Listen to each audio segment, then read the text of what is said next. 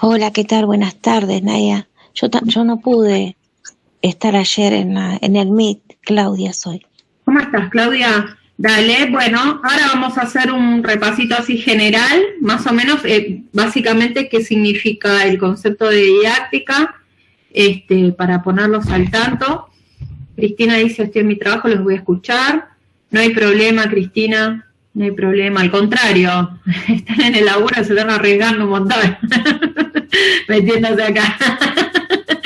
No hay problema, se entiende. Esperen que voy a cerrar el WhatsApp porque si no va a empezar a sonar las notificaciones. Bueno, a ver, ¿ahí se ve ya la pantalla? Sí, se ve bien. Bárbaro. Esperen que le voy a dar para atrás. Bueno, ayer básicamente lo que estuvimos viendo fue un poquito de contexto histórico, ¿sí? En donde surge la didáctica.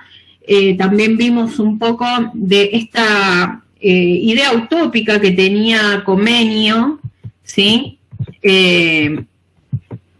Hace muchos años atrás, hace cientos de años atrás, en el año 1657, sí va a aparecer lo que se llama la didáctica magna.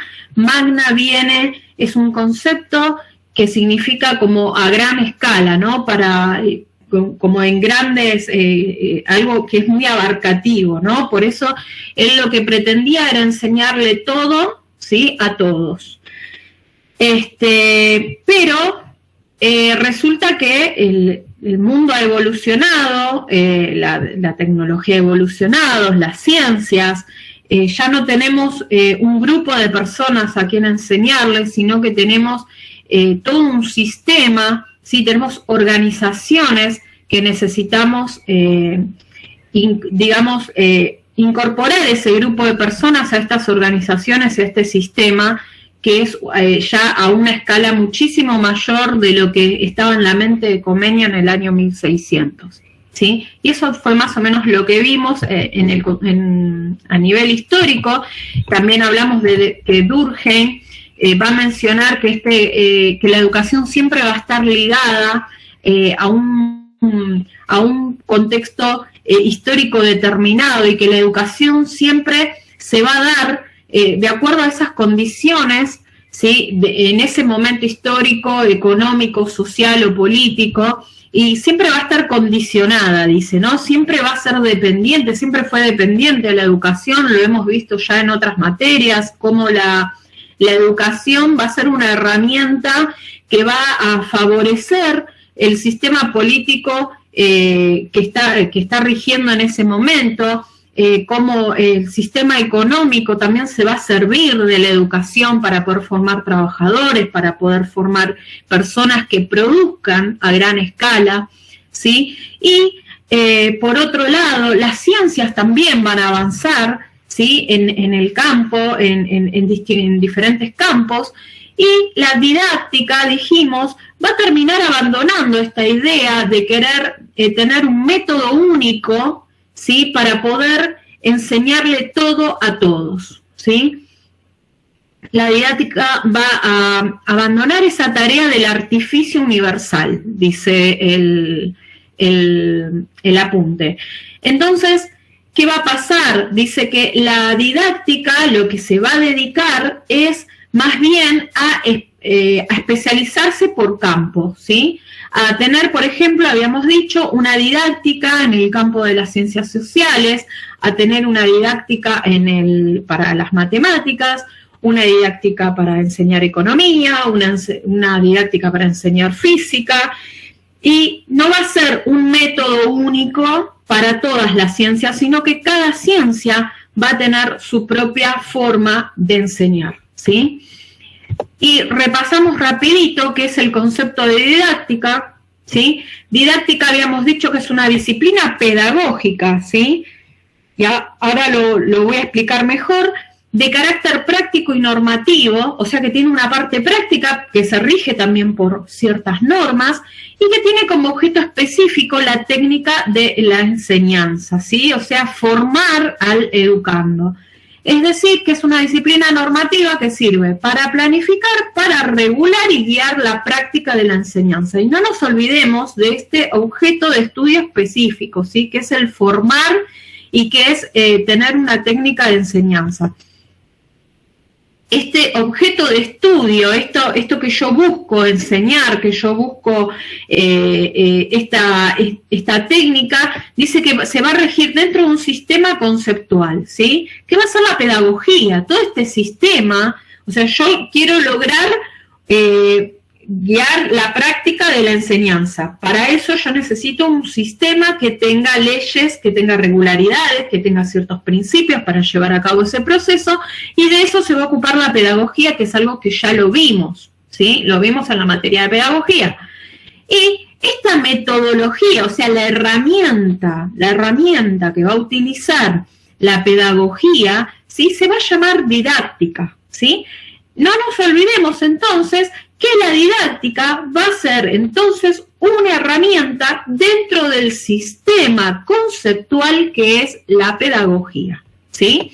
Entonces, ¿qué significa didáctica? Es una palabra griega que significa el arte de enseñar y exponer con claridad, y ayer dijimos que si nosotros no éramos claros, no enseñábamos de forma específica, si no enseñábamos con claridad, no estábamos siendo didácticos, ¿sí?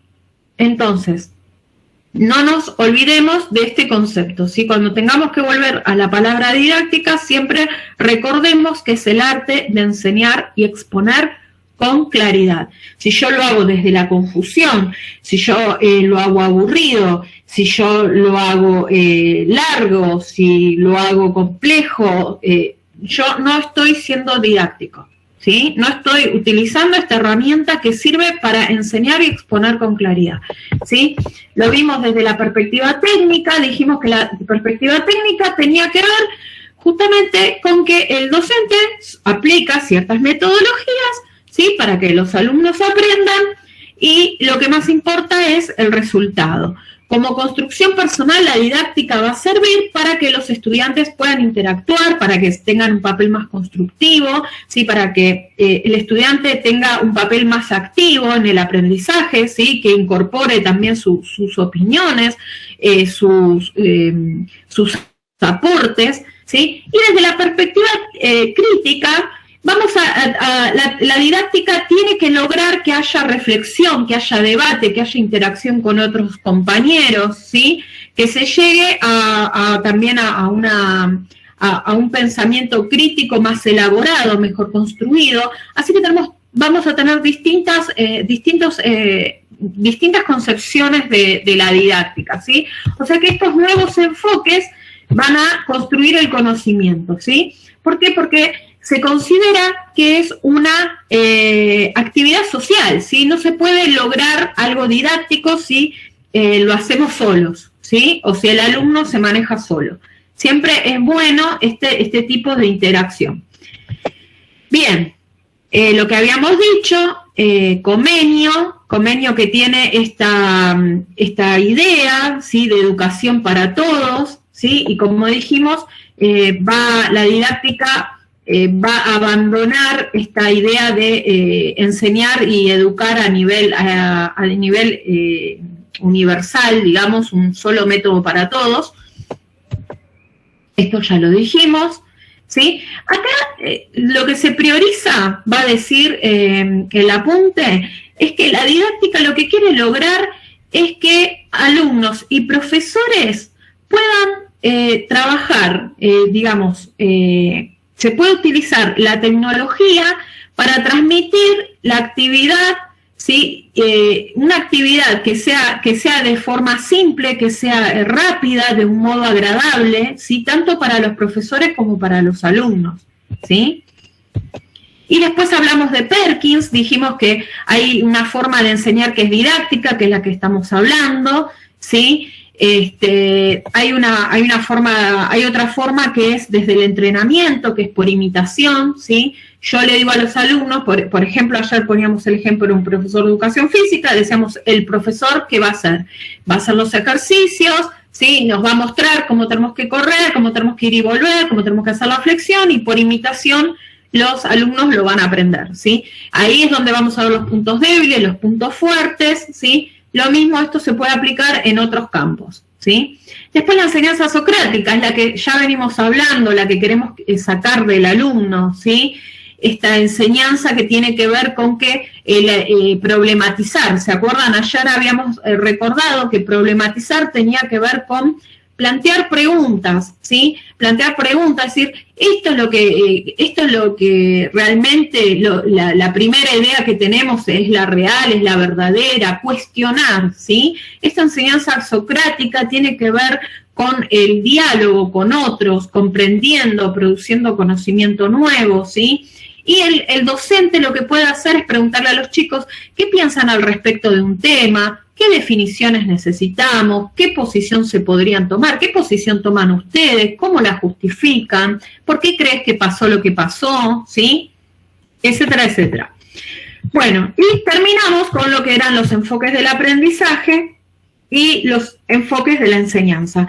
Aprendizaje, porque es desde la perspectiva del alumno, ¿sí? El alumno es el que aprende y el docente es el que enseña, ¿sí? Y hablamos de 3 formas de aprendizaje, que tenía que ver la superficial, que el alumno solamente, bueno, averigua qué es lo que tiene que hacer y dice, bueno, tengo que hacer esto, listo, lo entrego, medio al SAFE y me saco la nota que necesito, ¿sí? Ese 7 o lo que necesite, ¿no? Para aprobar el trimestre. Después hay otro tipo de aprendizaje, el alumno adecúa su fuerza, dice, entre trabajo y notas, o sea, trata de forzarse al máximo para poder conseguir la mayor nota posible, ¿sí? la mejor rentabilidad, dice acá. Y profundo es cuando ese alumno realmente quiere ir, lo que más le interesa es comprender lo que está haciendo, ¿sí? Cuando desarrolla estrategias para poder llegar a un nivel de comprensión mucho más profunda, que no tiene que ver tanto con un resultado o con una nota, ¿sí? O con el SAFE, sino que realmente está interesado en lo que está aprendiendo y quiere profundizar más, ¿sí? Eso ya cuando el docente logra eso es algo buenísimo, salen cosas maravillosas.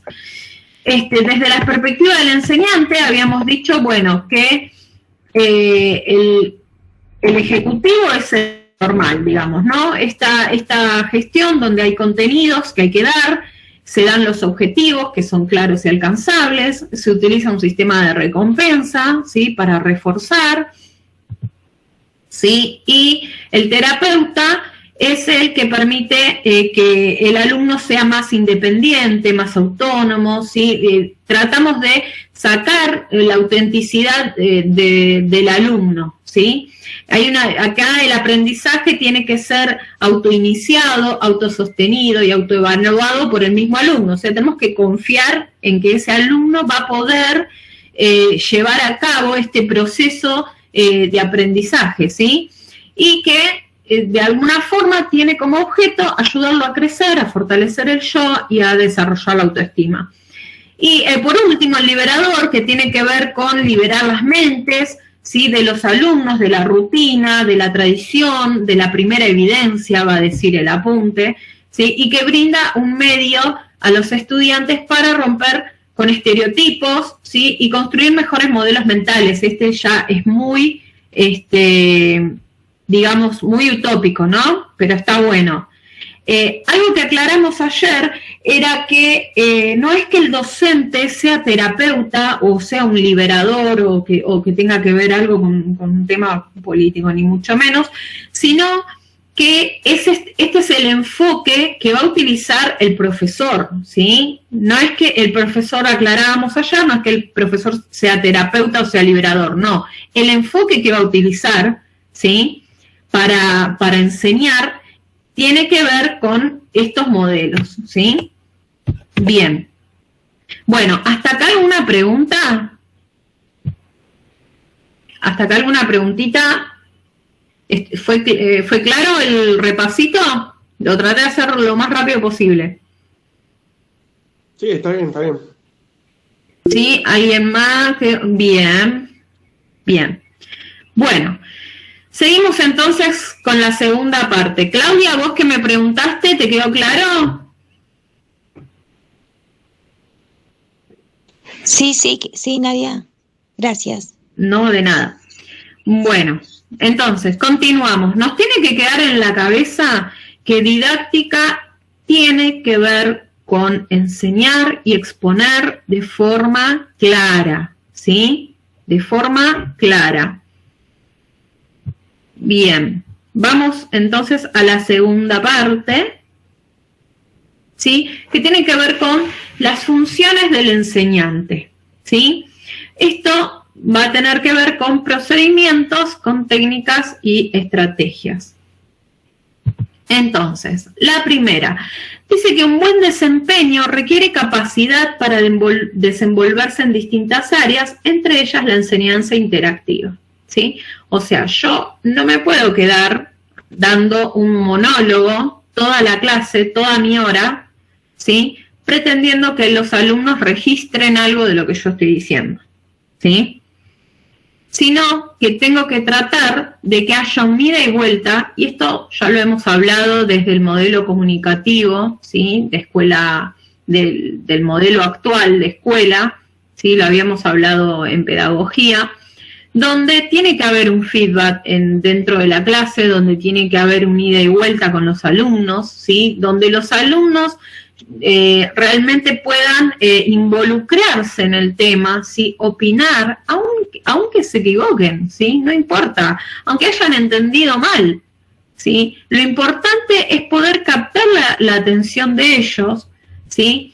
Ir pudiendo hacer aclaraciones respecto del tema, ¿sí? Y, como decíamos, utilizar esto que tiene que ver con la enseñanza socrática, ¿no? De hacer preguntas, de cuestionar. Bien, actividades diarias del aprendizaje. ¿Con qué te vas a encontrar, ¿sí? Haciendo todos los días para poder enseñar? Hay que preparar y presentar el material, ¿sí? Básico. Vas a tener que poner también una puesta en marcha de actividades, ¿sí? Todo esto tiene que ver con, o sea, quizás no todas las clases, sino que estas son todas las posibilidades que se pueden utilizar, ¿sí? La organización y la coordinación de tareas, ¿sí? Que pueden ser grupales, que pueden ser individuales. Ayudar a los alumnos a propiciar el aprendizaje, ¿sí? Por ejemplo, dónde buscar, dónde investigar, recomendar ciertos libros, recomendar ciertas fuentes, recomendar ciertos lugares, ciertas páginas, ¿sí? Ciertas películas o ciertos videos, ¿sí? Para poder orientarlos en la búsqueda o en la investigación, por ejemplo. Gestionar la clase, ¿sí? Esto lo habíamos hablado también cuando hablábamos del uso del tiempo, lo hablamos muy claramente también en materias pasadas, en pedagogía creo que hablamos de cómo teníamos que utilizar el tiempo dentro de la clase, cómo planificar. Ritmo, ¿sí? ¿A qué ritmo voy? Si yo tardo 2 horas para dar ya la introducción, vamos mal, ¿sí? Tengo que poder llevar un ritmo y poder ir calculando más o menos cuánto voy a poder dar en determinada cantidad de tiempo, ¿sí? Cuánto me lleva más o menos ir dictando estos contenidos, cuánto me va a llevar la actividad, ¿sí? Bueno, vamos terminando, bueno, tienen tantos minutos, fíjense, vamos a tratar de realizar esta actividad, no sé, en los próximos 15 minutos a ver qué sale, ¿sí? No apurando, no diciendo, le meten en gama, porque nada más tienen 15 minutos, tipo regimiento, no, sino desafiarlos a los chicos, decirle, bueno, a ver en 15 minutos qué es lo que puede salir de todo esto, ¿sí? A ver en 15 minutos qué se les ocurre, cómo lo pueden resolver, cómo lo pueden plantear, ¿sí? Y variaciones, dice, para cada actividad. Eso relaciona con el enfoque principal que se adopte, que recién vimos los tipos de enfoque, ¿sí? si yo voy a utilizar un enfoque ejecutivo, si voy a utilizar ese día, puedo cambiar el enfoque, puedo utilizar un enfoque liberador y decirle a los chicos, bueno, ahora van a abrir un debate, van a discutir entre ustedes, tienen que llegar a una conclusión y a una idea compartida del caso, no sé, qué sé yo, no sé, del caso, no sé, no se me ocurre, a ver, tírenme en uno, de algún caso policial, por ejemplo, o de algún misterio, o de alguna investigación que se esté dando actualmente. Bueno, a ver, traten de llegar a alguna conclusión sobre esto, ¿sí? Generar situaciones de aprendizaje, ¿sí? Qué sé yo, ¿cuántos vieron la película que nos recomendaron en pedagogía, Escritores de la Libertad? ¿Pudieron ver esa película? ¿La vieron? ¿Sí? La única que levantó la mano fue Claudia. No sé si la levantó porque vio la peli o porque quería preguntar algo. Bueno, Escritores de la Libertad, si no la vieron, se las recomiendo ampliamente. Ahí van a ver cómo esta profesora es súper didáctica con sus alumnos, porque a veces resulta, ¿por qué hablamos de situaciones de aprendizaje? Hablamos de que la situación, justamente, dentro del aula puede tornarse rutinaria, ¿sí? Puede tornarse a veces un poco, digamos, ya demasiado conocida para los chicos y se va perdiendo el interés, ¿no? Estar en las cuatro paredes.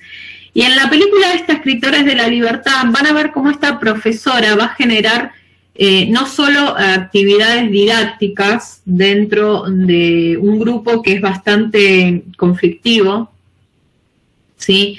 Sino que también los va a sacar del ámbito del aula de a poco, ¿sí? Los va a ir llevando un poco hacia afuera, hacia la afuera, a ver otras realidades, donde ellos van a poder tener otro tipo de mirada crítica que va a afectar la vida de ellos y los va a afectar también en su carácter y en su madurez, ¿sí?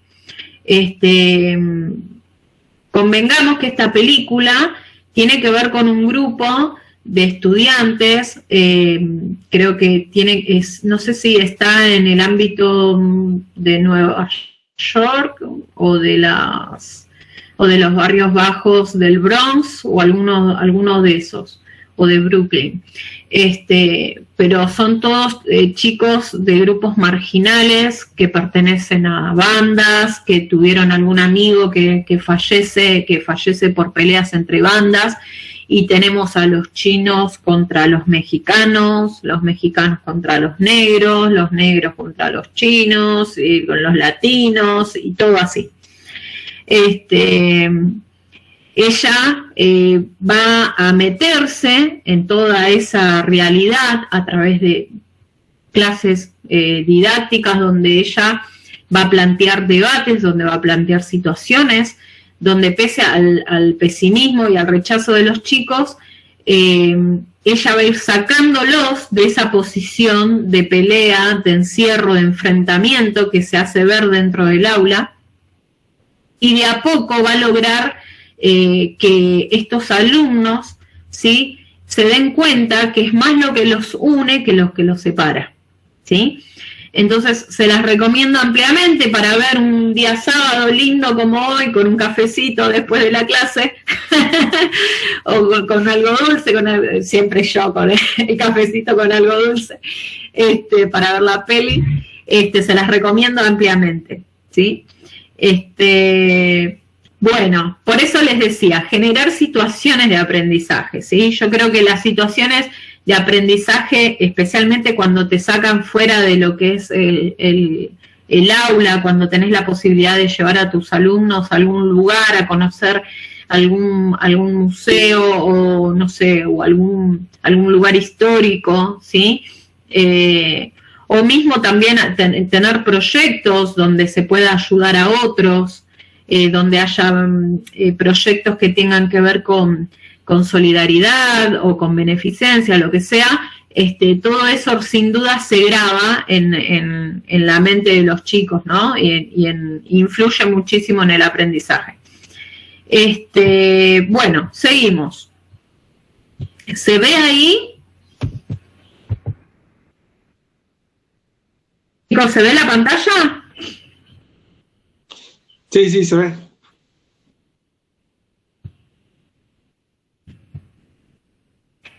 Bien. Gracias, Cristian. Si vos no estuvieras acá, creo que estoy dando la clase sola.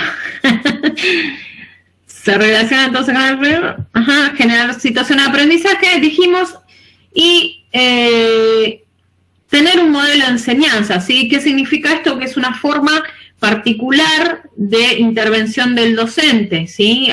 Muchas veces tiene que ver con nuestra personalidad, ¿sí? Yo no puedo pretender que todos enseñemos de la misma forma que uno enseña, ¿sí? Cada uno tiene su estilo, ¿sí? Tiene su forma. Hay gente que es más comunicativa, hay gente que es más creativa, hay gente que tiene muchísimos datos, muchísimos conocimientos y puede sorprender a los alumnos con información que por ahí otro maestro no la tiene, pero bueno, está el que se da maña, no sé, con las cosas gráficas, cada uno tiene un estilo, ¿sí? Acá nos pone, por ejemplo, ¿sí? Docentes que pueden aplicar enseñanza por descubrimiento, ¿sí? Por investigación en este caso, ¿sí? Programada, que hay maestros que odian tener que llevar tan rígidamente un diseño o una planificación tan al pie de la letra, tan rígido, y hay otros que sin esa planificación rígida se sentirían perdidos, ¿sí? Que prefieren que realmente esté todo programado, de investigación científica, etcétera. Bien, entonces, acá dice que una de las funciones importantes del enseñante es favorecer la vida grupal, ¿sí? Y vuelvo a repetir esta película, si podés, Marian, anotala en el chat, se llama Escritores de la Libertad, ¿sí? Mírenla, por favor, se los pido, es muy inspiradora esta película, les va a encantar, ¿sí? Creo que hay otras más. ¿Cómo? Es la que nos tomaron en el examen. Sí, sí, exacto.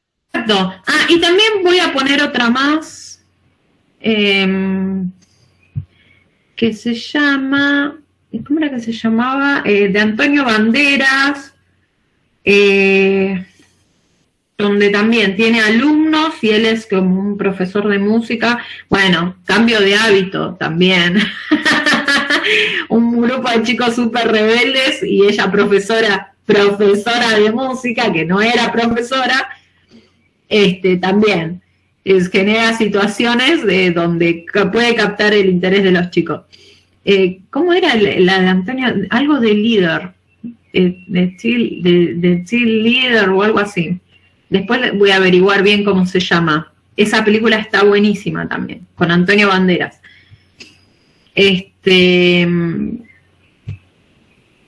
Vuelvo.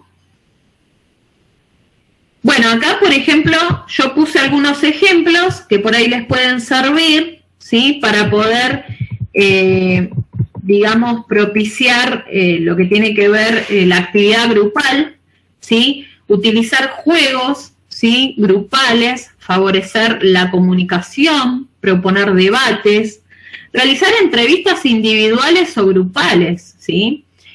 Hacer que también los chicos realicen entrevistas entre ellos, ¿sí?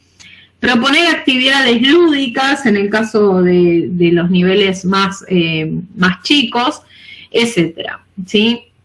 Estos me parecieron que estaban buenos para poner. Bueno, una conclusión muy importante y que la puse casi en una filmina sola, porque me gustó mucho este párrafo, y lo puse como a modo de conclusión, es que una enseñanza que no sea autoritaria va a desarrollar relaciones genuinas entre quienes enseñan y quienes aprenden, ¿sí? Va a haber una relación más auténtica entre maestro y alumno, ¿sí? El autoritarismo generalmente separa, aleja, ¿sí? Produce rechazo. La imposición, creo, más de alguno acá, y especialmente los que tienen más edad, lo habrán vivido, ¿sí? Que cuando un profesor es demasiado rígido, que es demasiado autoritario, que impone, que amenaza, si no lo haces, te clavo un uno, te expulso, no sé, vas a recursar, bueno, ahora ya no sé si se desaprueba, no se desaprueba, no tengo ni idea. Creo que ya no, me estaba comentando Marian el otro día que creo que los chicos ya no repiten más de años, bueno. Pero bueno, todo esto lo que genera es que este alumno, más que tener una necesidad, digamos, genuina o ganas genuinas de querer aprender, lo que va a lograr es miedo, ¿sí? O sea, este tipo de lazo lo que genera es temor, es miedo, es baja autoestima, es inseguridad en el alumno, ¿sí? Y se los digo porque yo lo he vivido con mis maestras de primaria. Yo tenía una maestra, creo que yo ya les conté de esa maestra, que era tipo Noelia de Gasalla, pero con pelo negro largo, y los ojos así pintados bien azul. ¿Vieron qué mal maquillada que está Noelia de Gasalla, con ese azul acá arriba y toda la ceja gruesa? Así se maquillaba mi maestra de primaria, no les miento. Y la mirada así de horror, los ojos bien abiertos, no me lo olvido más. Me acuerdo que vos no le podías decir nada, no le podías preguntar nada porque te decía, ¿qué dijiste? Y así, no me olvido más. Apretaba así los dientes y me decía, ¿qué dijiste? Me decía, primaria, chicos, o sea, primaria. O sea, si la hubieran agarrado en secundaria, no sé si se hubiera hecho tanto la canchera, pero me parece que no le iba a dar el cuero para estar en secundaria. Pero... ¿Te puedo, Nadia? Sí. Un ejemplo, pero yo a nivel universitario, yo en la carrera, sí. Me tocó un profesor, era un buen profesor, no era muy pedagógico, pero tenía mucho conocimiento, y la verdad que me daban ganas de estudiar solo por el hecho de admirarlo. Admiraba todo lo que... yo me daba cuenta que no era el mejor profesor, pero simplemente agarraba el programa y iba tema por tema diciéndolo sin otra ayuda que mirar el programa, nada más. Y bueno, eso es un tipo de enfoque que yo les había dicho también. Ese es un tipo de enseñanza que yo les había dicho. Hay profesores que tienen su estilo. Yo lo que les decía recién, por ahí no es un profesor que tenga toda la creatividad del mundo, ¿sí? Para hacer algo didáctico, pero con esa información que sabe, que a uno le dan ganas de ir a investigar más, ¿sí? Sí. Yo estoy teniendo en este momento estoy haciendo semiótica audiovisual, y tengo una de mis profesoras que sabe muchísimo de cine, ¿no? De historia del cine. Y la mina siempre te está mencionando situaciones de películas que te dan ganas de saber, de conocer, de investigar, y te hace un análisis, y vos decís, ay no, pero quiero verla, quiero completar el programa viendo más películas para el parcial, ¿no? En este momento estamos viendo cine negro, cine soviético, cine de gángsters, cine italiano, estamos viendo de todo eso. En este momento no paro de ver películas para el parcial, pero te dan ganas de aprender más. Pero sí, es cierto, muchas veces no son los más creativos, pero tienen ese enganche, ¿sí? Lo que pasa es que muchas veces no todos están predispuestos a sentarse y solo escuchar, ¿sí?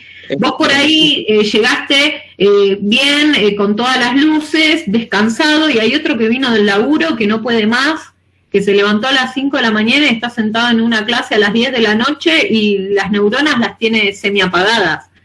¿Me explico? Sí. Y si no le buscas la vuelta también al contexto en el que estás dando, el que estás brindando el contenido, no es lo mismo tratar también en una clase que la estás dando a la mañana, donde están todos refresquitos con el café de la mañana que se tomaron en el recreo, sí, que salieron al solcito y están todos refresh, que los que vas a darle la misma clase en el turno de la noche, ¿sí? Que vinieron de laburar todo el día, ¿sí? Que ya están en las últimas y que están con la batería baja. Tenés que encontrarle la vuelta, ¿sí? Bueno, seguimos entonces. Entonces, una enseñanza, dijimos que no sea autoritaria, va a desarrollar una relación genuina entre el docente y el alumno, ¿sí? Se va a estimular la libre expresión de saberes y experiencias, ¿sí? Se va a promover relaciones e interacciones simétricas, ¿sí? No que el alumno sienta que el maestro está allá arriba y que es inalcanzable, ¿sí? Y que no puedo acceder a mi maestro porque es demasiado superior a mí, sino que se pueda, que el alumno se sienta en confianza de acercarse, de preguntar, ¿sí? Y de charlar con el docente.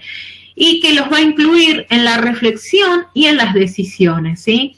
Se va a buscar la progresiva autonomía, ¿sí? De los alumnos para liberarse de la dependencia del maestro, que el alumno desarrolle capacidades propias de aprendizaje, ¿sí? Permanente, ¿sí? Que siempre quiera estar aprendiendo, que no haga falta que el docente esté ahí siempre, ¿sí? Sino que el alumno tenga este incentivo de querer aprender por su cuenta, ¿sí? De seguir investigando. Bueno, entonces, vamos a hablar de lo que es calidad docente, ¿sí? ¿Qué es la calidad docente? Y antes de poder hablar de lo que tiene que ver con calidad, ¿sí? Es necesario, dice el apunte y lo recalca mucho, que es necesario contextualizar el ámbito cultural, social, geográfico y económico que definen lo que significa la calidad y eficacia del docente, ¿sí? Si yo tengo un docente que está enseñando en el medio de la nada, ¿sí? Y que sus alumnos hacen kilómetros para llegar a esa escuela, el mismo maestro tiene que hacer un montón de kilómetros para llegar hasta la escuela, ¿sí? Yo no puedo decir que porque ese maestro tenga menos recursos, tenga menos libros, tenga pizarrón y no tenga una pizarra interactiva, tiene una calidad superior, ¿sí?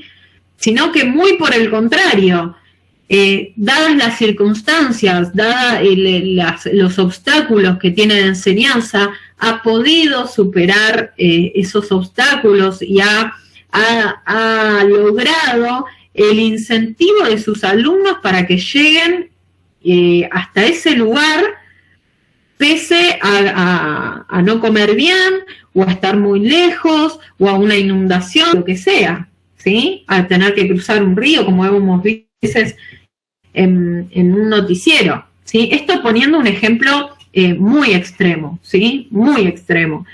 Pero es importante que no hablar de que desde un punto de vista comparativo, ¿sí? Sino que cada circunstancia y cada ámbito en el que se desarrolla la educación, cada ámbito en el que cada docente le toca enseñar, ¿sí? Es único, ¿sí? Y aunque sean escuelas que están en el mismo barrio, tampoco se pueden llegar a dar las mismas situaciones de enseñanza, ¿sí? Los mismos recursos, por más que sean 2 escuelas públicas en la misma cuadra, aunque sean 2 escuelas privadas en el mismo barrio, no se va a dar siempre la misma situación, ¿sí? Porque puede tener otro tipo de directivos, otro tipo de compañeros, docentes, pueden tener una determinada clase de recursos, ¿sí? Pueden tener aulas más o menos equipadas, ¿sí? Entonces, cada situación de enseñanza va a ser particular, ¿sí? Por eso, no podemos evaluar la calidad y la eficacia docente desde una comparación entre distintas instituciones en distintos ámbitos geográficos, ¿sí? Esto es muy importante, ¿sí? Yo no puedo decir que porque hay un colegio privado acá, el colegio privado de Ramos Mejía es mucho mejor que el que está en el medio de la Puna en, no sé, en Jujuy, qué sé yo, no sé. ¿Me explico? No puedo evaluar la eficacia y la calidad docente en dos regiones que son completamente diferentes y tienen distintos métodos o distintos recursos. Entonces, para comprender la práctica docente va a ser necesario hacer una lectura, dice el apunte, de la realidad en la que se está dando esa situación de enseñanza, ¿sí? Que es esa realidad que penetra dentro de la vida de las aulas y que la cambia y la modifica permanentemente todos los días, ¿sí? Esa realidad que va modificando. A nosotros en la pandemia nos modificó en un montón de cuestiones dentro del aula, ¿sí? En las situaciones de aprendizaje, ¿sí? Cuando falta la calefacción, ¿sí? Nos modifica. Cuando los chicos asisten sin comer, también afecta, ¿sí? Cuando hay delincuencia, cuando se está dando la situación de enseñanza en un barrio donde hay un alto nivel de delincuencia. Todas docentes es necesario evaluarla desde una lectura de la realidad, ¿sí? Entonces, vamos a decir que el profesor en general se va a manejar en 3 tipos de ámbitos, ¿sí? En el ámbito profesional, que está integrado por el campo de la materia, ¿sí? que dicta, o el conocimiento curricular y el conocimiento pedagógico, ¿sí? Entonces, el segundo ámbito es el interpersonal, que se va a focalizar en las relaciones con los estudiantes, ¿sí? Las comunidades educativas, las interacciones con grupos de niños, adolescentes y adultos, que exige empatía, ¿sí? Como entender a otros con honestidad, con confianza, respeto, tolerancia, me quedó el coma escrito, ante perspectivas diferentes, ¿sí? Ante opiniones distintas, relativizar lo personal, buenas habilidades de comunicación, ¿sí? Conocimiento político de la comunidad y del contexto general, ¿sí? Es importante que el docente tenga conocimiento de esto, y como dijimos, que tenga empatía, tolerancia, honestidad, confianza, ¿sí? Para relacionarse con otros, ¿no? Esto hablando de relacionarme con otros. También el docente se va a manejar en un ámbito intrapersonal. ¿Qué significa intrapersonal? Consigo mismo, ¿sí? Que representa, dice acá, quiénes somos, la capacidad de tomar un conocimiento de nosotros exacto, ¿sí? De nosotros mismos, ¿sí? De reconocer errores, ¿sí? De saber cuáles son nuestras falencias, cuáles son nuestras fortalezas, ¿sí? En qué soy bueno, ¿sí? En qué suelo pifiarla y que la tengo que ir manejando, ¿sí? Nuestros valores, nuestra ética, cómo disponemos nuestras vidas, dice, se proyecta, o sea, todo eso, se proyecta significa que todo eso que yo soy, de alguna forma, se refleja o sale a la luz cuando yo interactúo con otros, ¿sí? Cómo yo respeto, ¿sí? A otros a la hora de hablar, cuando otro, digamos, escuchando sin interrumpir, como dice acá, buscando ayuda y consejo de otros, ¿sí? Que eso no significa que yo no sé, sino que muchas veces tenemos que reconocer que ignoramos cosas y que necesitamos preguntar, ¿sí? No es que porque soy profesor yo ya sé todo, yo ya entendí todo, ya nadie me tiene por qué explicar nada, o me voy a averiguar todo solo. No, sino también tener esa humildad de decir, esto no lo entiendo, esto realmente me resulta confuso, este grupo realmente no sé cómo manejarlo, esta situación que se dio con determinado alumno tampoco sé cómo llevarla adelante. Todo eso va a reflejar también el carácter, ¿no? Buscar consejo, ¿sí? Admitiendo errores y siendo honrado. Bien, ¿hasta acá hay una pregunta? ¿Se entiende? No. ¿Se entiende todo? Perfecto, perfecto. Bueno, me quedo tranquila. Bueno, vamos a las cualidades reflexivas de la función docente y con esto vamos a volver un poquito a lo que es la reflexión, a los procesos de reflexión que ya los habíamos visto en pedagogía. Bien. Es importante la cualidad del saber, ¿sí? ¿Qué supone el saber? Supone asumir que no es posible el aprendizaje sin contenidos y que los contenidos pueden cambiar o pueden ser dinámicos, ¿sí? El saberlo, todo ese contenido que a mí me van a dar a la hora de armar la clase, puede llegar a cambiar. Tiene que ser dinámico necesariamente, ¿sí? Y el profesor tiene que ser capaz de diferenciar conocimiento de información, ¿sí? Y dominar y comprender los contenidos para seleccionarlos y presentarlos de una forma global y analítica, ¿sí? Yo cuando armo los MITs, yo no les puedo poner el contenido de las 100 páginas acá, en el PowerPoint. Porque les quemo el cerebro, en 2 minutos les quemo el cerebro, ¿sí? Y no es la idea es que sea algo que sea práctico, que aplique con ejemplos, que podamos charlarlo y que lo podamos plantear en un ámbito real, ¿sí? O en la vida real, y que tiene que ser dinámico, ¿sí? Tiene que tener un ritmo también. Entonces, para eso yo tengo que tener un conocimiento, ¿sí? Distinguir qué es dato duro, ¿sí?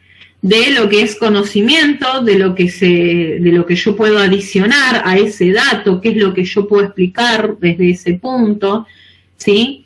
Qué es lo que yo puedo destacar, qué es lo que yo puedo seleccionar, como hice, por ejemplo, en una de las filmeras que les puse una conclusión que me pareció que era muy importante y sin embargo ese párrafo está perdido entre medio de otros párrafos. Sin embargo, a mí me pareció que era algo digno de poder seleccionar y de destacar para pasárselos, ¿sí? Y eso es una decisión que va a tomar el docente, ¿sí? Que van a tomar ustedes como docentes. Entonces, pero para eso yo tengo que tener un conocimiento global y analítico de ese contenido que yo voy a dar, ¿sí? Si yo leí todo así nomás y yo ya en la tercera página yo ya no vengo entendiendo nada de lo que estoy leyendo, ¿sí? Y ya estoy a la mitad y todavía no me pareció que nada, me parece que nada se destaca. Ahí hay un problema, ¿sí? Voy a tener que volver sobre ese contenido y tratar de leerlo con un mayor nivel de comprensión, ¿sí? También se pueden utilizar técnicas de estudio, de análisis, ¿sí? Donde yo pueda destacar ese contenido y seleccionar lo que voy a enseñar, ¿sí? Otra cualidad importante es la ética, ¿sí? Y refiere a nuestros deberes morales y conductas hacia otros en un mundo complejo e imperfecto, en constante cambio. La primera regla de enseñanza ética, y esto lo voy a poner bien grande, es la de no hacer daño a los estudiantes. Y lo vuelvo a repetir, desde la ética, lo más importante que tiene que cumplir un docente es no hacer daño a los estudiantes, ¿sí? Y no hablamos de un daño físico, porque obviamente eso no se puede hacer, ya no se hace más el pegar con la regla. pero no provocar un daño psicológico, no provocar daños en la relación, ¿sí? En la relación con el docente o con sus compañeros, ¿sí? No buscar perjudicar, humillar, ¿sí? No buscar que caiga, como decían algunos profesores, ya vas a caer, ya te voy a sacar la prueba sorpresa y los voy a reventar a todos. No, porque lo que buscamos no es el daño, ¿sí? Sino que lo que buscamos es justamente fortalecer incentivar y motivar a los estudiantes a que tengan un aprendizaje permanente, ¿sí? Entonces, procurando su bienestar y colaborando, ¿sí?, en mejorar sus expectativas de formación, ¿sí? Si los chicos dicen, y algún día a mí me gustaría recibirme, no sé, de médico, qué sé yo, bueno, y dale, vos vas a poder, y motivarlos, ¿sí? Y decirle, ¿y ya averiguaste tal carrera en tal lugar? Están en 5º año, en 6º año, y decirle, bueno, pero fíjate, mira, recomendar, ¿sí?, te va a ir bien, ¿sí? Y todo lo que pueda aportar desde la expectativa, como dice el apunte de formación del alumno, va a ser bueno, ¿sí? Y eso el alumno no se lo va a olvidar más. El abuso de autoridad, y volvemos otra vez al abuso de autoridad, puede tomar muchas formas, ¿sí? Como tener prejuicios, ¿sí? Pensar que un chico que por ahí está todo vestido de negro y se tapa todo el pelo, así se tapa toda la cara, debe ser un desastre de persona, y por ahí es alguna persona que está luchando, no sé, con una timidez tremenda, con un problema familiar muy grande, no sabemos si tiene... en qué momento, cuál es el contexto emotivo o psicológico en el que se encuentra, ¿sí? Y hacer prejuicios. Este pibe que nunca habla, este pibe que nunca participa, este pibe que siempre molesta, o esta piba que siempre quiere llamar la atención, ¿sí? Todo eso, el abuso de autoridad, dice, puede tomar muchas formas. El favoritismo, ¿sí? Yo tenía maestras en la primaria también, que a las pibas más arregladitas, más lindas, más chetas, digamos, las trataban mejor que a las que éramos más bicho canasto, ¿sí? Y se notaba ese favoritismo, ese brindarle más herramientas a unos que a otros, una cosa horrible. Por suerte eso ya no se está viendo, por lo menos yo no lo veo en el ámbito escolar de mis hijos. Rupturas de la intimidad, ¿sí? Que ellos vengan, te confíen algo y vos vas y lo hablas todo y lo charlas abiertamente en la sala de profesores, ¿sí? Donde puede correr por cualquier lado, ¿sí? Donde puede llegar a cualquier ámbito, ¿sí? O contarlo abiertamente, peor contar algo abiertamente en la clase, ¿sí? Rupturas de la intimidad, desventajas comparativas, ¿sí? Comparar a uno con otro, mírenlo a él, qué bien, qué inteligente, siempre trae todo, ¿sí? No. Buscar el incentivo que no sea desde la comparación con otros compañeros, ¿sí? Los profesores no deben involucrar a los estudiantes en sus propios conflictos personales, ¿sí? Y tampoco, todos tenemos días malos, todos tenemos días donde nos pasa de todo, donde suceden 1000 cosas, o que llegamos a la clase y te costó un montón llegar porque, no sé, el bondi no paró, y te quedaste, se paró el auto, lo que sea, y de repente el aire se siente tóxico cuando empezás a dar la clase porque ya viniste mal.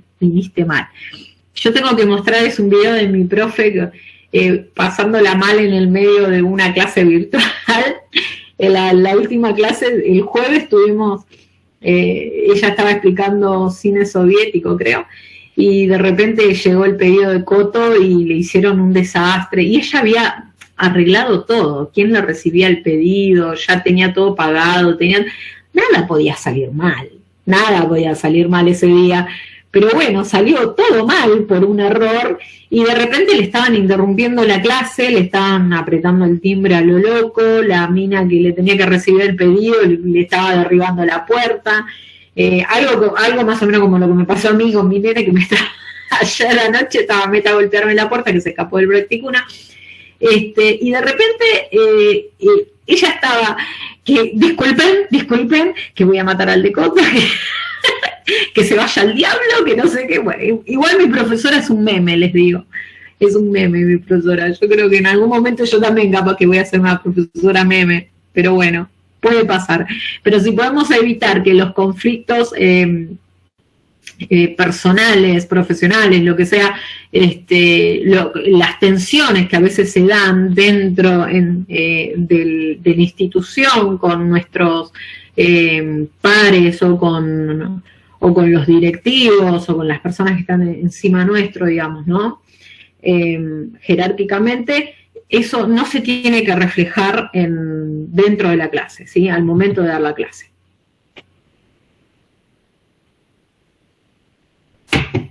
Entonces, otra cualidad es la imaginación. Esta está buena, ¿sí? Para planificar la materia, y esto ayer hablaba con una de las chicas que me había preguntado el tema de cómo planificar una clase.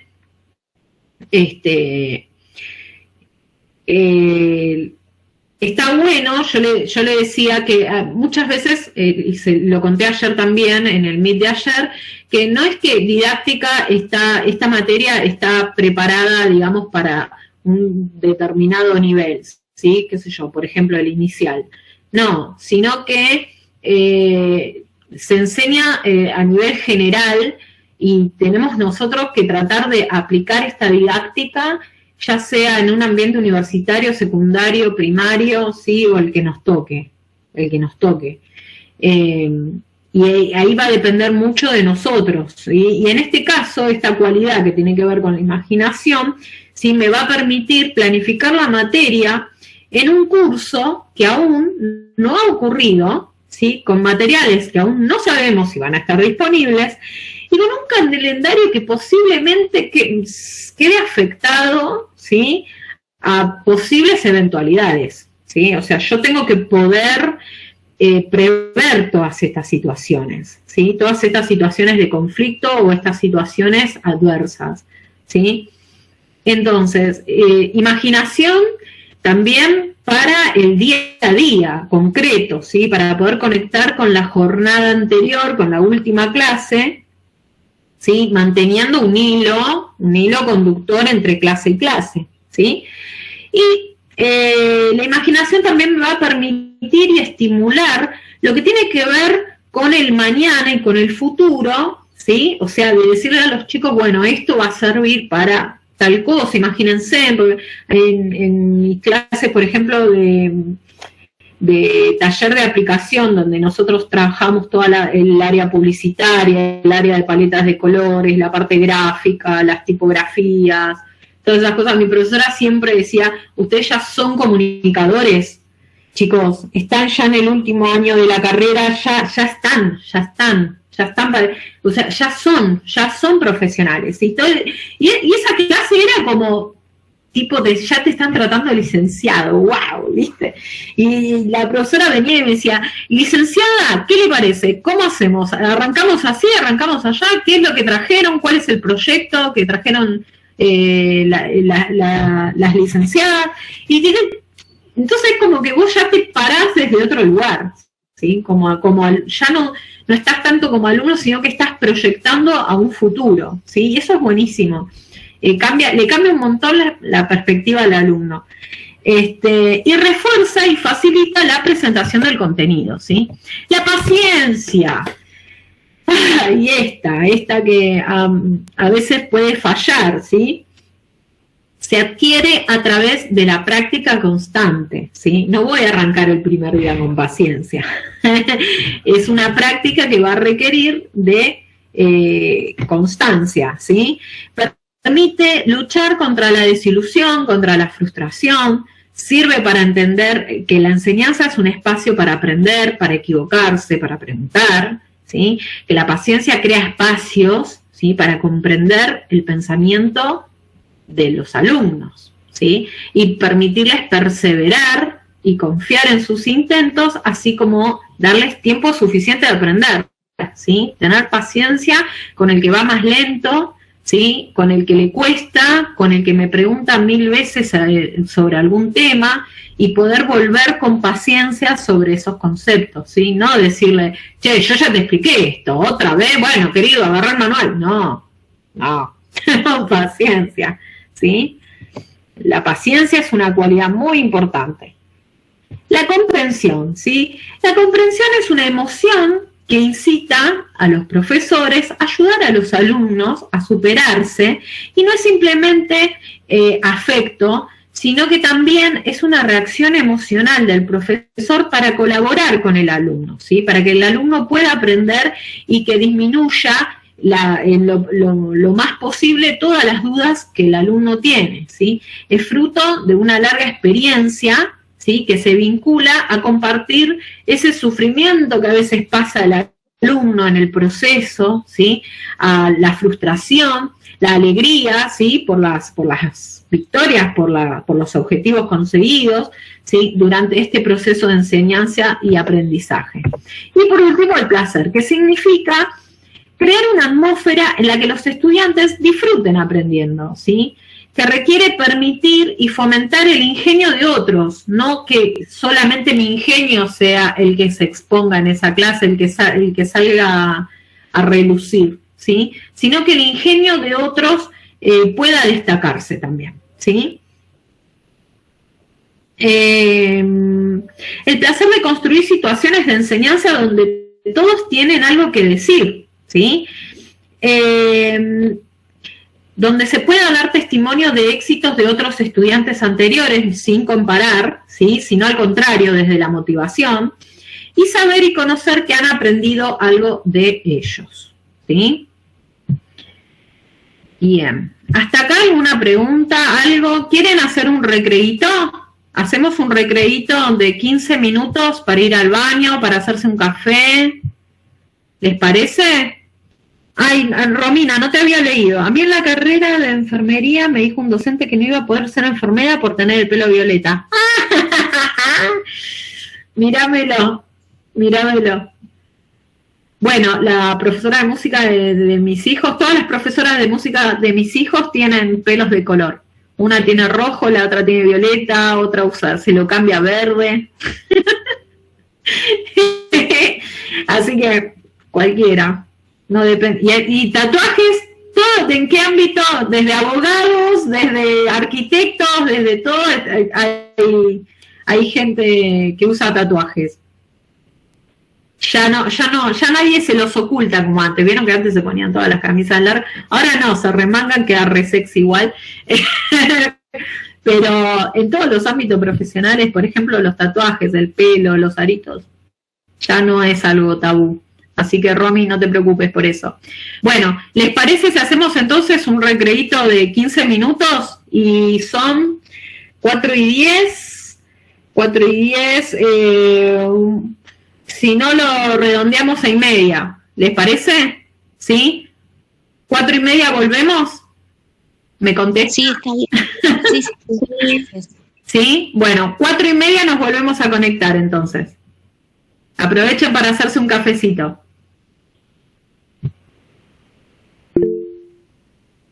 ¿Sí? ¿Están todos? No sé, no había nadie, me parece, nadie te dijo nada. Claro, sí. Yo digo, ¿qué pasó? Ahí está Claudia, hola Claudia, que ahí te veo. Ahí estabas, bueno. Era yo. Yo culpable. Bueno, vamos a ver un fragmento que en realidad estaba en uno de los parciales, no sé si alguien lo pudo ver en su momento, y bueno, si no lo vieron, lo vamos a ver ahora. Vamos a ver si lo podemos analizar un poquito, ¿sí? Desde lo que estuvimos viendo, ¿sí? Y vamos a tratar de... a ver, esperen. Ahí está. Me pone una presentación infinita. Bueno, díganme ustedes si se ve o si se escucha bien.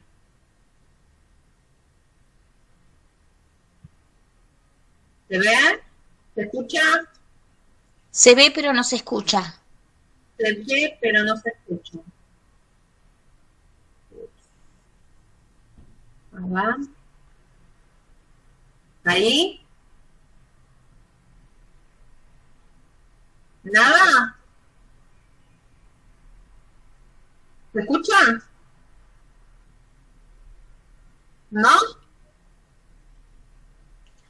No, no se escucha, Nadia. Esperen. A ver, esperen, voy a tener la presentación.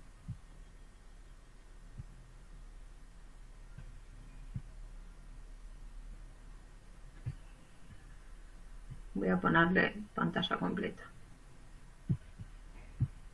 Por ventana se ve que no me da bola. Díganme ahora.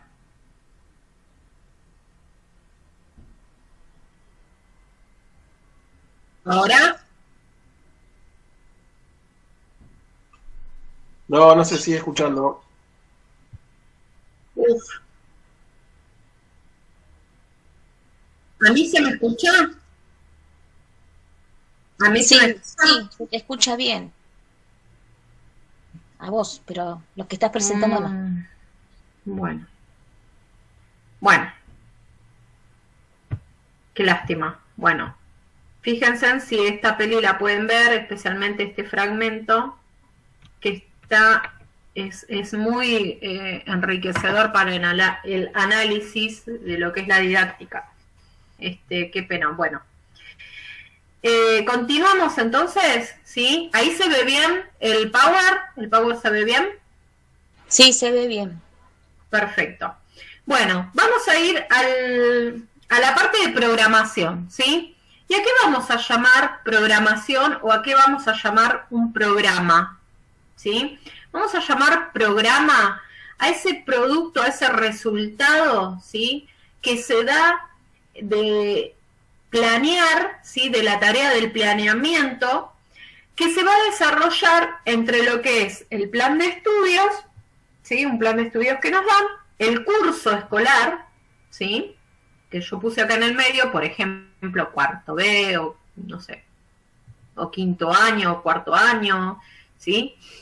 O una determinada materia que voy a dar, y la clase, ¿sí? El día a día. Entonces, vuelvo a repetir, programa lo vamos a llamar al producto de la tarea del planeamiento que se desarrolla entre el plan de estudios, el curso escolar y la clase, ¿sí? Ese momento que se da a diario, ¿no? Es decir, que puede incluir desde el programa entero, anual, ¿sí? Hasta una unidad didáctica, ¿sí? Todo se programa. Bien, entonces, el programa es un intento sistemático de resolver problemas que tienen que ver con la enseñanza y el aprendizaje. Frente a un problema, ayuda a tener un proyecto de acción, ¿sí? Un lugar a donde recurrir, una guía, ¿sí? Para eso se programa, ¿sí? Para tener de dónde agarrarme. No es que voy a estar con un montón de contenidos en el medio de la nada, sino que tiene que ser algo que me oriente y que me ayude a organizarme, ¿sí? ¿Por qué es importante programar? ¿Sí? Para que las finalidades, o sea, los objetivos, sean cumplidos o si llegado el caso, es necesario cambiarlos, ¿sí? Se plantea una situación en la que voy a necesitar cambiar los objetivos o las finalidades.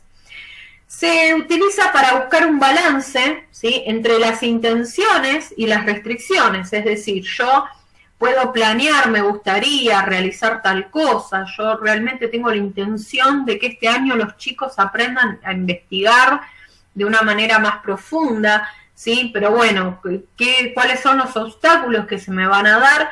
Bueno, a partir de la tarea de programación yo voy a poder llegar a un equilibrio entre lo que es esta intención que yo tengo, esto que me gustaría realizar, y estos recursos con los que cuento, ¿sí? O con los que no cuento.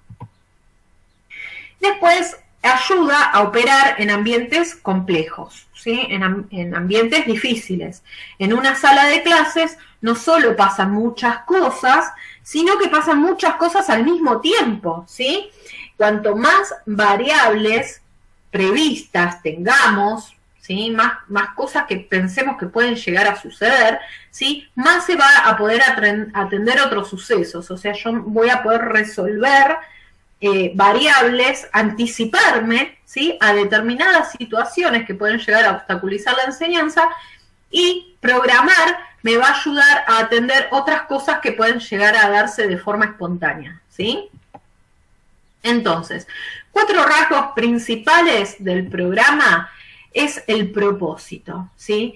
El propósito de resolver algún problema fijado por el profesor o definido institucionalmente. El problema que estructura un programa es un núcleo fundamental. ¿Qué significa esto? Que el programa va a plantear un problema, ¿sí?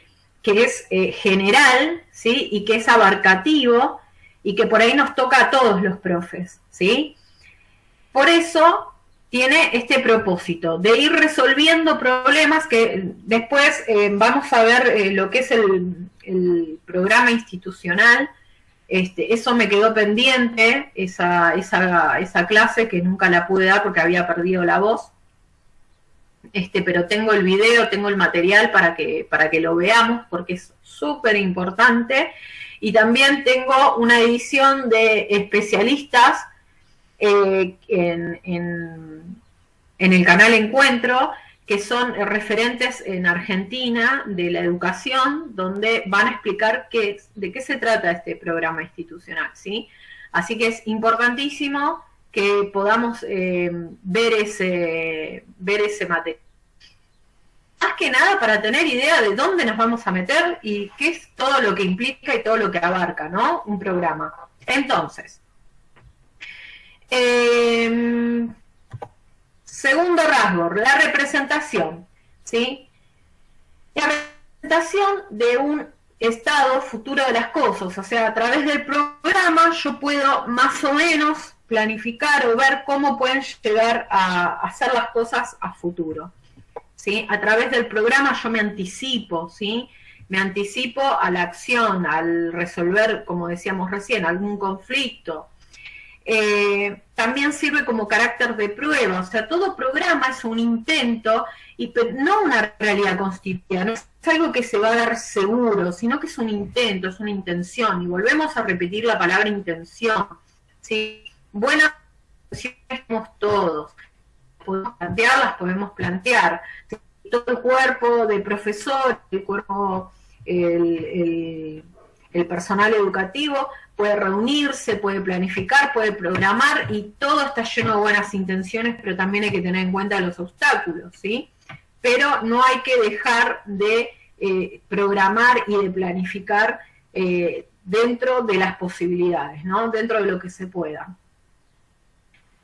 Siempre implica algún nivel de incertidumbre, ¿sí? Que no sabemos si se va a dar, si no se va a dar, pero bueno, la intención está, ¿sí? Entonces, como segunda parte de lo que es la programación, vamos a ver cuáles son los componentes, ¿sí? De esta programación. Entonces, uno de los componentes de la programación es las intenciones que tiene la unidad, ¿sí? El curso o la clase, ¿sí? Según lo que nos haya tocado. A mí, ¿qué me tocó dar? Me tocó dar un tema, ¿sí? Me tocó, como me decían ayer, una de las compañeras me decía, me tocó hablar sobre pueblos originarios, tengo que preparar algo sobre pueblos originarios. Bueno, uno de los componentes va a ser las intenciones. Yo me tengo que plantear qué es lo que tengo que dar, ¿sí? Tanto los propósitos que definen lo que el profesor pretende de un curso, como los objetivos que quiero lograr con ese curso, ¿sí? Bien, cuando decimos propósitos hablamos de la intención, ¿no? La selección de contenidos, ¿sí? La programación, uno de los componentes es la selección de los contenidos, así como su organización y la secuencia, ¿no? O sea, ¿qué va a ir después de qué cosa? Eso es la secuencia.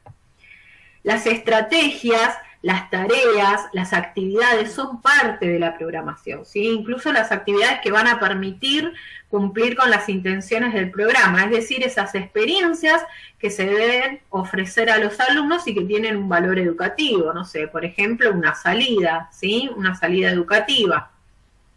Bien, pueden incluirse otros componentes, como materiales y recursos, ¿sí? Muchas veces un buen proyecto naufraga por no planificar la disponibilidad y el uso de los recursos necesarios, ¿sí?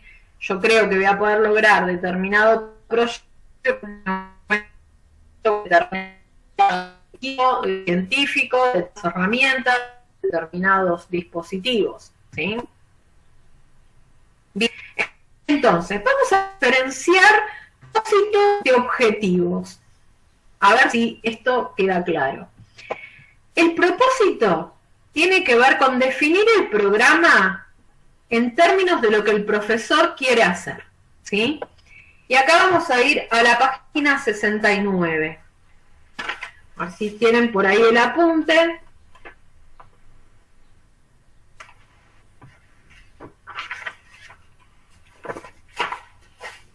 Acá vamos a ver algunos ejemplos, ¿sí? En la página 69, ese punteo que ven ahí, que está con puntitos, no sé si lo pudieron encontrar, si lo tienen, si tienen el apunte a mano. Bueno, esa serie de puntitos, ahí son ejemplos de cómo programar en base desde la perspectiva del profesor, ¿sí? Por ejemplo, buscando, algunas formulaciones de objetivos pueden ser más generales que orientativas, normalmente son propias de los ciclos completos de la escolaridad, también se pueden valer distintas áreas. Por ejemplo, yo quiero que los alumnos sean capaces de buscar información, ¿sí? Estos son ejemplos, programando desde el profesor, desde lo que el profesor piensa. Yo pretendo que los alumnos aprendan a fundamentar lo que afirman, ¿sí? Ellos afirman tal cosa, lo aseguran, bueno, tienen que aprender a fundamentar, ¿sí? A dar motivos. A formular preguntas pertinentes que vengan al caso, ¿sí? Que sean adecuadas. Por ejemplo, a inventar modelos explicativos, ¿sí? Sistemas, no sé, gráficas, lo que sea, y aceptarlo como conjeturas, ¿sí? Por su parte, vamos a denominar propósitos a los enunciados que presentan los rasgos centrales de una propuesta.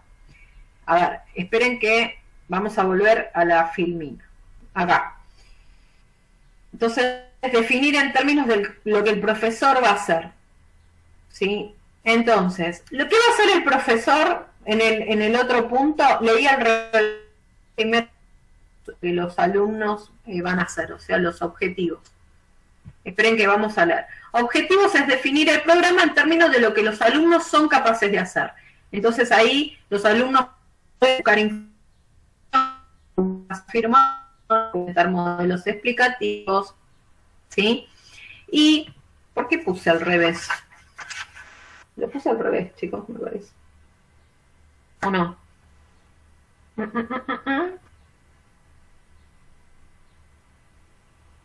Sí, en la página 68, sí, está bien. En la página 68, por ejemplo, dice, se dijo que los objetivos decisiones por parte de los y se resumen como sabrán que o los alumnos serán capaces de.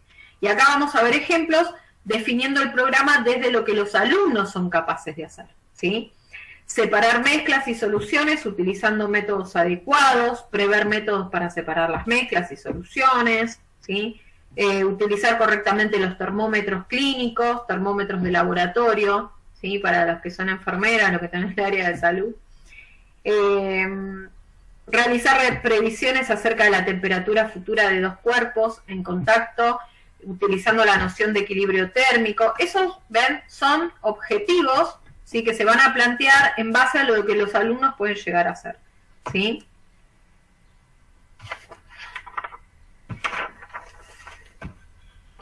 Bien, por su parte, en la página 69 donde dice, por su parte, se podría denominar propósitos a los enunciados que presentan rasgos centrales de una propuesta. Por ejemplo, ¿qué va a hacer el profesor? Va a ofrecer una variedad de experiencias de aprendizaje en cuanto a la organización de la tarea, grupal e individual, formas de estudio, ritmo, tipo de tareas, materiales utilizados.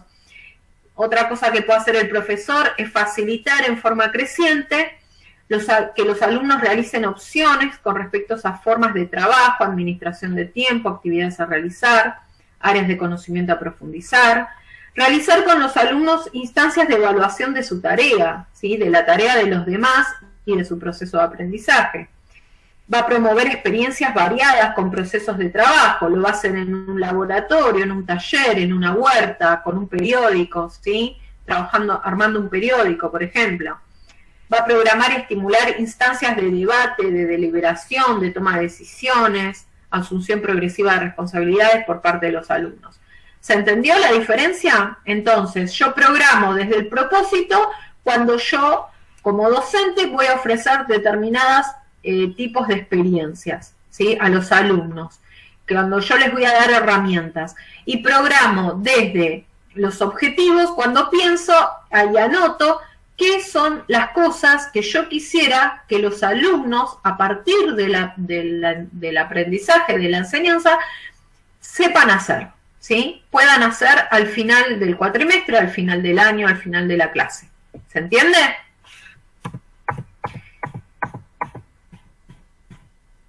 Ahí estamos. Bien. Y nadie me para y nadie me pregunta, yo sigo. Cualquier cosa me interrumpe. Bien, vamos a ver qué es el contenido, ¿sí? ¿Qué es el contenido? ¿A qué se le llama contenido en didáctica? El contenido es todo lo que se va a enseñar, pero se sabe que se enseña mucho más que el contenido del programa, ¿sí? O sea, lo que contiene el programa, los temas o el currículum. Se enseña por muchos medios, como actitudes personales, por el dispositivo escolar, un conjunto de mensajes explícitos, ¿sí? Que no está escrito ni está registrado en ningún documento, ¿sí? Pero en relación con la programación, el término contenido lo vamos a usar, ¿sí? Para aquello que se tiene intención de enseñar, o sea, todo lo que ese programa, ¿sí? Especifica que tiene que ser enseñado, ¿sí? A eso le vamos a llamar contenido. Nosotros tenemos que empezar a utilizar este lenguaje, ¿sí? Para manejarnos dentro de la institución y entre nosotros. O sea, cuando hablemos de contenido, vamos a hablar del contenido que está dentro de la programación, ¿sí? Aquello que fue especificado, aquellos contenidos que fueron especificados para enseñar, ¿sí? Y este contenido va a tener tres funciones, ¿sí? Va a tener tres funciones. Una función va a ser como biblioteca, ¿sí? Este contenido se va a enseñar y se va a aprender para agrandar la biblioteca, ¿sí?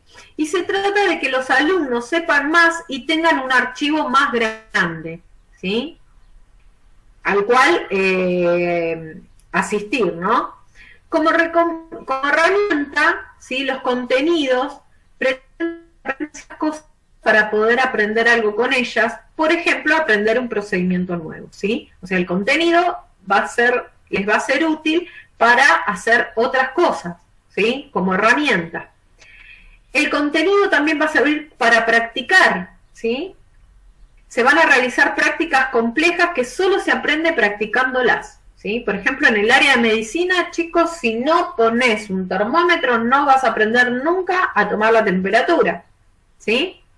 Si no empezás si no tomas los instrumentos y no aprendes cómo extraer sangre, nunca vas a poder extraer sangre por más que te leas 800 libros. Necesitas sí o sí de la práctica, ¿sí?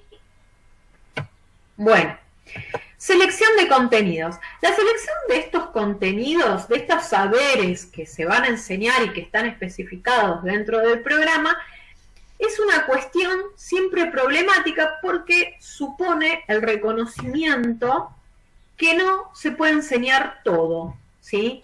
Que implica incluir o excluir determinados contenidos, ¿sí? Porque a veces no se llega a veces no se tienen los recursos, ¿sí?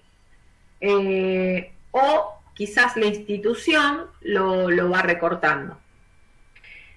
Entonces, se puede apoyar en diversos criterios cuando seleccionemos los contenidos, ¿sí? Y puede responder a varias razones, pero está guiado principalmente por los objetivos que tiene un curso o el nivel educativo. Y esas son finalidades que pueden variar y que son las que van a orientar la selección de contenidos, ¿sí? Bien. En la organización de los contenidos, cuando organicemos los contenidos, tenemos que saber que los contenidos siempre se van a definir en base a una forma de agrupamiento. Esto incluye formas más segmentadas, como en la escuela media, ¿sí? Por ejemplo, historia, geografía, física, ¿sí? Van a tener una forma de agruparse estos contenidos, ¿sí? Las formas habituales actualmente son de asignaturas por áreas o disciplinas que permiten variedad con relación a la clasificación básica del currículo. O sea, ya sabemos que hay una forma generalizada que se da en casi todas las instituciones en las que se van a agrupar esos conocimientos o esos contenidos, ¿sí? Generalmente es el nombre de una materia o asignatura. Podría decirse que el currículum ofrece un stock empaquetado, ¿sí? De cierta manera, pero la programación escolar permite reempaquetarlo de otras para presentarlo, ¿sí? Presentar estas formas de organización que pueden ser internas de un área o de una asignatura y que pueden reunir o combinar contenidos de más de otras materias, ¿no? Que puede ser algo interdisciplinario. Algo que estaba bueno, que me pareció bueno destacar, es el trabajo por proyectos, que ya lo venimos hablando durante el día de hoy. El proyecto siempre va a responder a una situación que necesita una respuesta, un problema, ¿sí? Una necesidad o un propósito. Preparar un programa de radio, por ejemplo, diagnosticar condiciones sanitarias en un barrio, investigar el origen de una población, va a implicar una convergencia de distintos conocimientos, ¿sí? Que los alumnos van a tener que trabajar, que investigar, ¿sí? Y que se utilizan en relación con las actividades de diseño alternativas, ¿sí? Con la planificación de cursos de acción y formas de organización, cooperación e intercambio. O sea, sí o sí los alumnos ahí tienen que trabajar juntos, tienen que cooperar, tienen que intercambiar ideas, tienen que intercambiar información, investigar, ¿sí? desde otras disciplinas, y se puede llegar a resultados excepcionales, ¿sí? Es muy recomendable el trabajo por proyectos. Bueno.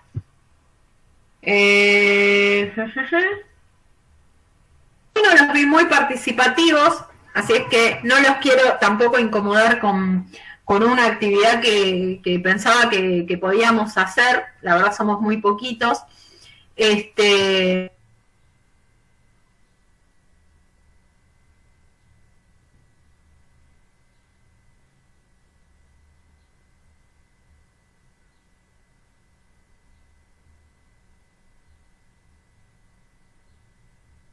Bueno, se nos fue Nadia.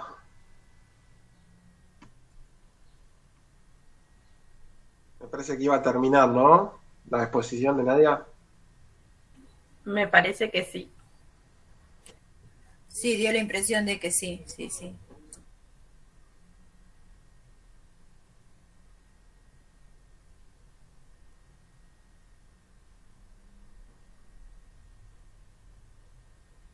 Hola. No se escucha. Ahora sí.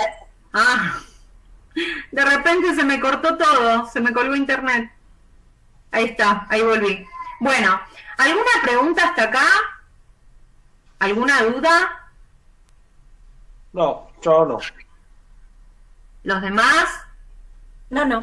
Hola, No, Nadia, no. ¿me escuchás? No. Claro, que yo no estoy con pantalla porque estoy de guardia, ¿viste? Y no puedo estar. No, Claudia, Estoy no pasa escuchando. nada. Y No hay una pasa parte que quería acotar ahí, que por ejemplo, yo soy instrumentadora quirúrgica y una de las tareas específicas, digamos, en la práctica es muy importante. Por ejemplo, en la parte teórica, obviamente todo lo que tiene que ver con la cirugía, pero en la parte práctica todo lo que tiene que ver es la habilidad y la destreza que uno adquiere con el campo práctico, digamos. Esto está dividido en dos, no solo que es parte teórica, que obviamente te lo dan en un aula, sino que la parte práctica en lo que es instrumentación quirúrgica y obviamente en lo que tiene que ver con cirugía es muy importante. Es ahí donde vos en la parte práctica desarrollás las habilidades y la destreza y tenés el conocimiento que incorporaste teórico a llevar a la práctica. En ese caso es nosotros, por ejemplo, una de las materias que es técnica quirúrgica, la tenemos dividida en dos. En lo que vos das en el aula, o sea, trabajo en el aula y el trabajo en el campo. Ujú. Y bueno, nosotros por ahí tenés que planificar doble, hacer la planificación doble, porque una cosa es lo que vos haces en aula, cómo vas a dar, si vas a dar, por ejemplo, no sé, pancreatectomía, cómo lo vas a distribuir en la parte teórica y cómo lo vas a llevar a la práctica en el quirófano, por ejemplo. Y que las mesas para hacer distintas tipos de cirugía son todas distintas y hay millones de especialidades. Así que pero es re importante a nosotros. Lo teórico es importante, pero la práctica es fundamental. Es fundamental, tal cual. Sí. Gracias, Sí, sí. Erika, por compartirnos tu experiencia. Bueno, no por nada. Súper importante. O sea, Sí. hay carreras que la parte didáctica y la parte práctica, digamos, es imprescindible, ¿no? Sí. Cuando hablamos de didáctica, y vuelvo a repetir esto, hablamos de exponer con claridad el contenido, ¿sí? No solo de una forma práctica, sino con claridad, ¿sí? Más allá de la herramienta que se utilice, ¿sí? Más allá de lo que se programe, de los recursos con los que contamos, ¿sí? Pero es súper fundamental exponer con claridad los contenidos, ya sea de una forma teórica o ya sea desde la práctica, como sucede en el área de medicina, ¿sí? Sí, es cierto. Así que bueno. Bueno, ¿alguien más quiere comentar algo? ¿Quiere contar algo? Porque esto suma muchísimo, al MIT. Y con referente a otro detalle, con referente a la exposición, por ejemplo, hay chicos que entran en primer año, les gusta porque conocen a alguien que hace instrumentación quirúrgica o porque está en cirugías, pero después cuando lo llevas al campo práctico, digamos, es ahí donde sí, se desmayan o empiezan con temblor, entonces vos ahí como personal lo tenés que tratar de instruir y tratar de acompañarlo lo que más pueda para darle seguridad a que se cambie para estar en una mesa. Porque aparte es todo diferente, no es lo mismo. O sea, no es que te vas a poner una malla y vas a ir a tomar sol. Claro. Te tenés que vestir con ropa quirúrgica, soportar, por ejemplo, la antiparra, soportar la cofia, soportar el barbijo durante horas. Es difícil, es todo un proceso de adaptación que vos te das cuenta por ahí en el primer cuatrimestre si el alumno va a poder o no avanzar en lo que es parte práctica, ¿no? Se diría. Y después, ¿cómo se lo presentás vos a los alumnos? Yo, por ejemplo, doy clases a alumnos en aula y también tengo alumnos en práctica, digamos. Uh-huh. Y en el aula, o sea, yo uso mucho material, video, clases, buscan este libro, y si estoy en una cirugía, por ejemplo, tenemos un grupo de WhatsApp. Entonces agarro, empiezo a sacar fotos, se las empiezo a mandar, chicos, miren, estamos haciendo esto, estamos haciendo ablación de marcapaso, esto, el otro, y se lo empiezo a mandar por el grupo, no por la universidad, sino me van a matar. Entonces, ¿qué hacemos? Hacemos un grupo en el cual cada cosa que voy haciendo, o vivencias o lo que sea, si ya sea en la guardia, se los voy pasando por ahí, y ellos se van teniendo material extra que no es de la facultad, por ejemplo. Y lo que me pasa, que eso sí le voy a decir ahora, es los chicos que yo tengo ahora en esta etapa, estoy dando técnicas quirúrgicas 3, son los chicos de pandemia, o sea que son 3 años la carrera. Los chicos recién, creo que este año pisaron los hospitales. Claro, están recién ahora familiarizándose con el campo, digamos. Sí, te digo que es más, hasta te lloran, porque o sea, ya están casi llegando al final de la carrera y le falta un montón de práctica. Entonces ellos están con miedo, como todos, ¿no? Pero saben que hay cosas que ya no se puede volver el tiempo atrás. Claro. Y bueno, yo trato de darle todos los días cosas, aunque yo solo tengo clase una vez a la semana con ellos, pero todo el tiempo estoy mandando cosas, haciendo cosas, fíjense anótense en este curso, fíjense, vean, y así. Herramientas de distinto tipo. Eso es todo, sí. Buenísimo, buenísimo. Sí, es lo que les va a servir. Sumar al aprendizaje, ¿no? Sí, claro. De eso se trata la didáctica. María, en psicología social la práctica es la experiencia en el trabajo de campo, claro, ya ahí con la persona, ¿no? En la entrevista, en el cara a cara, en la charla, ¿no? Ya en el... Sí, ya ahí tenés que salir a campo sí o sí también. Por eso sí, justamente la medicina la práctica es algo fundamental. Bueno, hasta acá llegamos entonces. Muchas gracias. Les agradezco a ustedes también por estar, por conectarse, por tomarse este ratito. La próxima, bueno, ya vamos a seguir con didáctica y currículum, y si Dios me lo permite, y si llego con todo lo que tengo que hacer, voy a tratar talleres también que me dijeron que están muy buenos, que se ven copados, diversidad cultural creo que era uno. Si llego con los vamos a ver también, porque todavía me quedó programa institucional, que a mí me parece que es súper importante meternos con ese tema. Así que bueno, que tengan un lindo sábado, que lo terminen lindo, que lo disfruten. Bueno, muchas gracias. Igualmente. Hermoso fin de semana para ustedes. Cuídense. Yo salgo de guardia mañana a la mañana, así que... Ay, Dios mío. Tengo 24. Bueno, entonces, un beso. Igualmente para ustedes. Un beso. Chao, chao. Gracias.